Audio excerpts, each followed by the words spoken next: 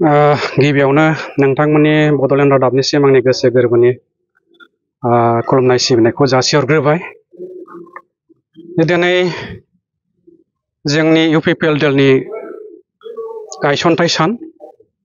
बे गायसनथाय सानाव नोंथांनि सोंनाय बायदियै बेखौनो खावलायगोन रायजो राजाखौ, भटार्सफोरखौ, जे फैगौ जानो गोनां सेप्तेम्बर दानाव जे BTC इलेक्सन, बे इलेक्सनाव बयबो जोंनि रायजो राजा, जोंनि भटार्सफोर गासिबो बिथांमोनहा जाहाथे जोंनि UPPL दलाव बा जिखिनि जोंनि बे ट्रेक्टरनि छबियावनो भटखौ होनानै देरहासार खालामो, जों बेखौनो लुबैदों। मानोना जोंनि जोनोमानो जुजिनायजों सोलिबोनाय। दिनैनि थारिखआव दतमानि नैबे गेवलां गेलेग्रा फोथाराव मानगोनां UG सार ब्रह्मनि बिथांनि दैदेननायावनो बेनि जोनोमा जादोंमोन, UPPL दोलोनि जोनोमा जादोंमोन।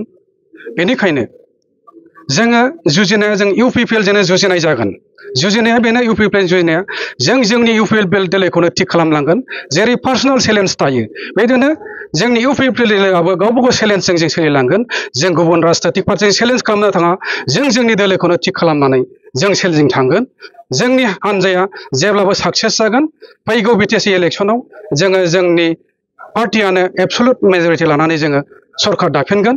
बेखौ जोङो 100% रोखा होनानै जोङो दिनैनि बे गोथार बुब्लियाव, गोथार सानाव जों बेखिनिखौ खावलायगोन। आरो रायजो राजाफोरखौ बे हाबाफारियाव, बे भट होनाय थुनाय समाव बयखौबो UPPLनि बे ट्रेक्टर छबियाव भट होनो थाखाय खावलायनाय जादों। दिनैनि गासिबो जों माबाफोर हाबाफारि लाबोदों नामा बेजों लोगोसे? दिनैनि बे जोंनि UPPLनि जोनोम सानाव जोङो फ्लेग हइस्टखौ खालामखांनायनि उनाव जों नैथि हाबाफारि हिसाबै जोंनि कर्मिफोरजों सावरायनाय मोनसे हाबाफारि लादों। बे हाबाफारिया जोबोर मेहेरगोनाङै जादों। जोङो जोंनि कर्मिफोरखौ खावलायदों, नोंथांमोनहा जाहाथे जोंनि बे हाबाफारियाव अरायसम बाहागो लानानै जाहाथे नोंनि जाथि खुरमा, बाय बाहागि आरो गुबुन गुबुन हारि माहारिनि सुबुंफोरखौ जाहाथे जोंनि बे दोलोआव बयखौबो लाबोनो हायो, बेखिनिखौ बिथांमोनखौ खावलायदों। आरो जाहाथे जोङो इयुनाव सान्ति सम्प्रिति भाबै जोङो बे ओनसोलाव थांनानै थानो हायो, जोंनि BTR ओनसोलाव थांनानै थानो हायो, बेखिनिखौनो जोङो सावरायदों। आरो रायजो राजा जोंनो फोथायनाय होदों जे जोङो अरायसम UPPL सरकारजोंनो थागोन, UPPL सरकारनो भट होगोन, ट्रेक्टरनि छबियावनो भट होनानै देरहासार खालामगोन होननानै बिथांमोना जोंनो खेंफोरथि होदों।